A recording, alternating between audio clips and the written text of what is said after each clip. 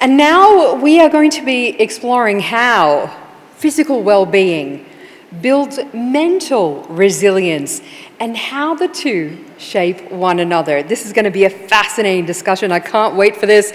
And for our speakers who are going to be tackling this topic and so much more, please welcome to the stage Scott Armstrong, founder of mentl, Dr. Zain Alyafei, CEO of SAKINA, and your moderator, Margo Jordan, founder and CEO of Enrichly from the US. Welcome.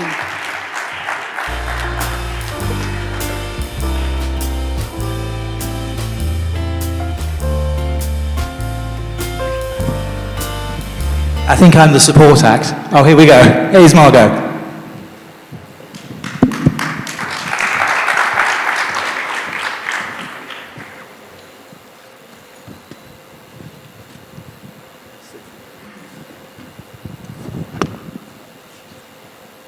Okay.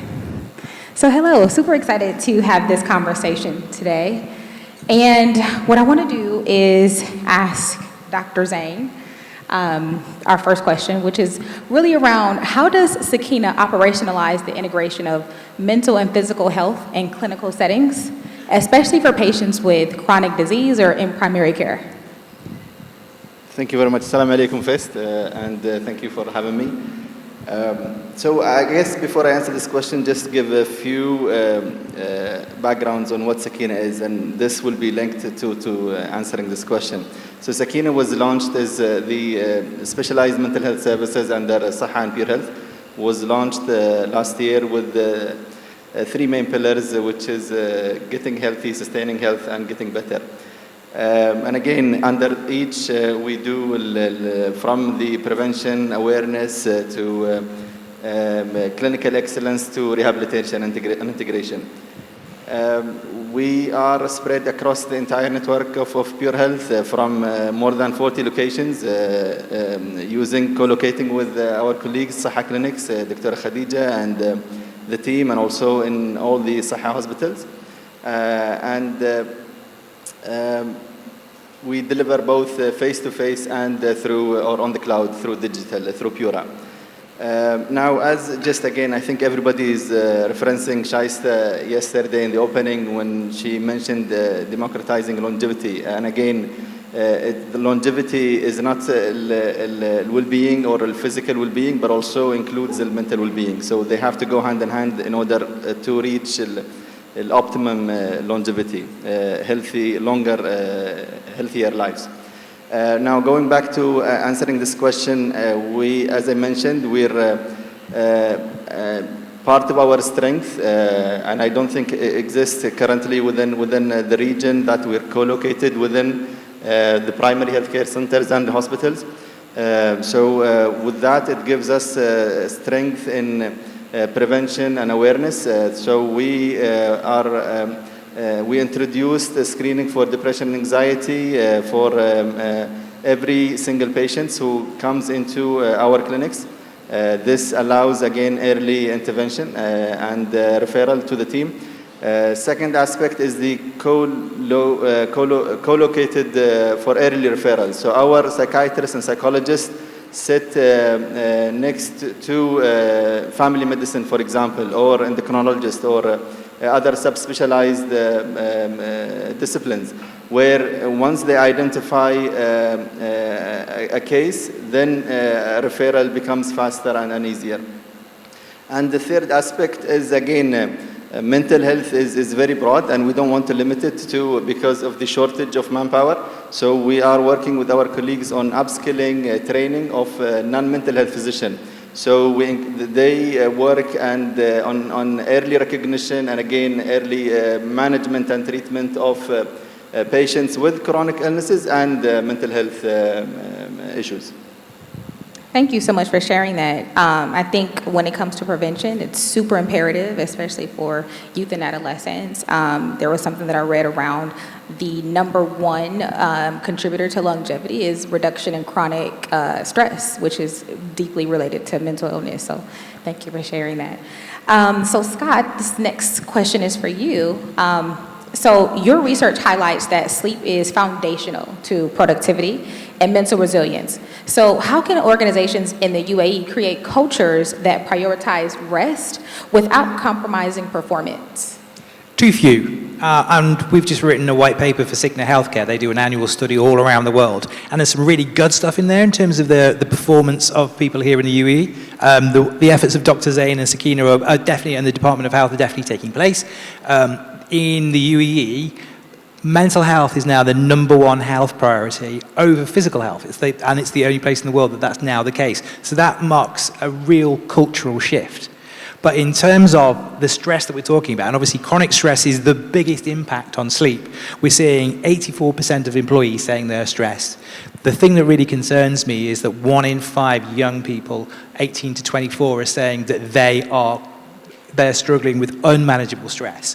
And when you think about companies and the day-to-day performance, they might talk about exercise, they might talk about nutrition, but how often do you see companies talk about sleep? And that is foundational. You know, you will lean into better habits, better food, and better exercise. As long as you get that sleep, it's a huge foundation. And I don't think we're doing enough, particularly in the private sector, I have to say. Yeah, you make a really great point. I mean, as the founder and CEO of my own company, I do not get enough sleep, and we don't hear that enough often enough that you need more sleep. I hear you. So thank you for answering that question. Okay, so this next question is for Dr. Zain, which is really, what are some of the most significant risks that you've seen when healthcare systems focus on physical illness while really neglecting mental well-being? How does that imbalance affect recovery, resilience, and even long-term healthcare costs? The significant impact to both the clinical outcomes and the cost to the overall healthcare system. So on the clinical aspect, you have poor outcome, delayed in recovery, for example, untreated depression can lead to non-adherence to medications or a treatment plan. Diabetic patients with depression or untreated depression will have poor glycemic control, again due to poor lifestyle, higher risk of cardiovascular. So it's very important that we treat. And again, this leads to the cost, because if you don't treat that and then you have multiple complications, you have unnecessary utilization to managing this individual. So repeat visits to the hospital leads to unnecessary higher cost. I'm just going to add one thing as well, because just to quote Dr. Zain at Dr. Zain, but he was speaking at a round table we had at Abu Dhabi Global Health Week this year, and he made a really, really fast. I loved the point where he said this, mental health and health is not a vertical.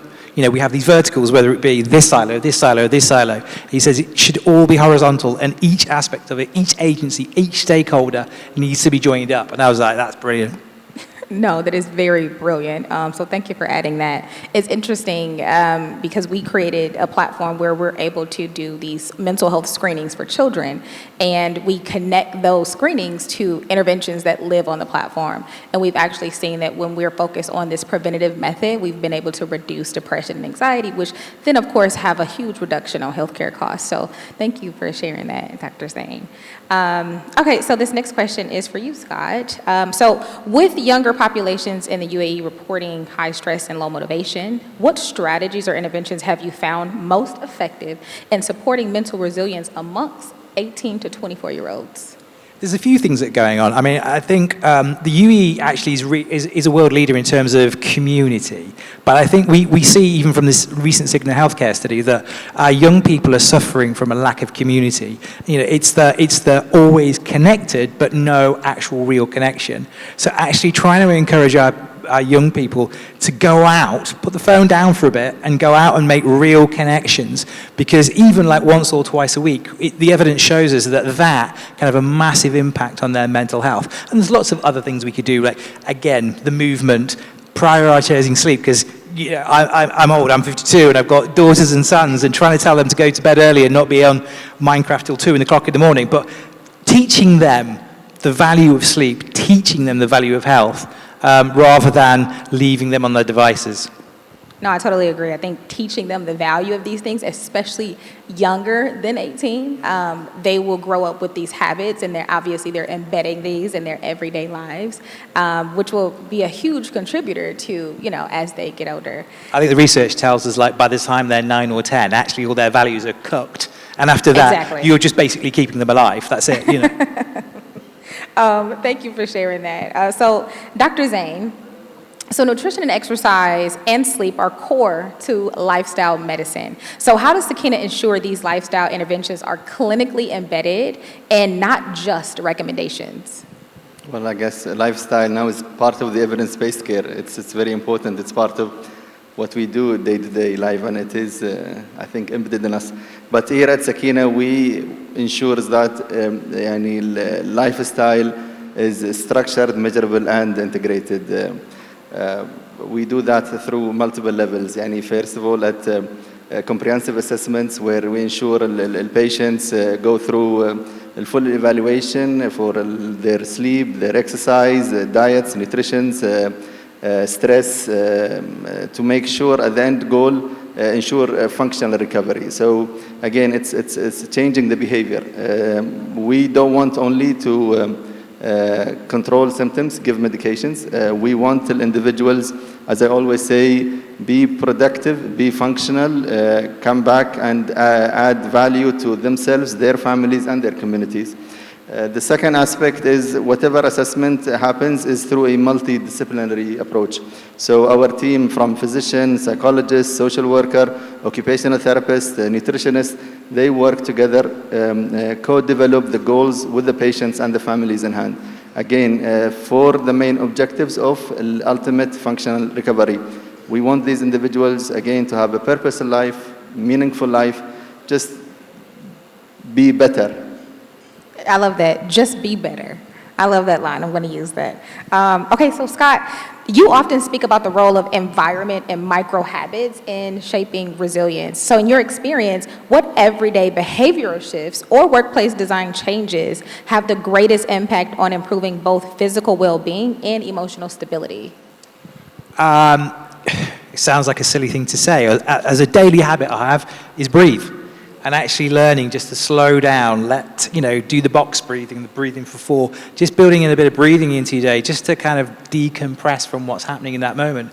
And also, in my last job, before I launched mentl, we banned desk lunches and we told our employees, just go for a walk. Because the research will tell you even I think it's something like 15 minutes and 8 seconds of just gentle movement is really beneficial for your mental health. So that's a really good thing to build into your day. Don't let your employees sit at their desk working through their lunch, but get them to step away from their desk, go for a walk, get some fresh air, and that is really beneficial for productivity. But circling right back to your first point, which is teach your employees sleep hygiene. Value their sleep, because if they sleep well, it's going to really impact on your bottom line. It's a great investment. No, I totally agree. I think the point that you made about, just walking for 15 minutes and 8 seconds, you could ask yourself, here with our audience, who has actually taken a step outside and walked for 15 minutes? I attended my first conference, and it was a huge conference in Vegas, very overwhelming, and I had to take a step outside just to walk, and it actually did a really great job of calming my nervous system. So thank you. That was a really great point. Well, the weather's so good now as well, isn't it? So we might as well get outside and have a walk. Exactly.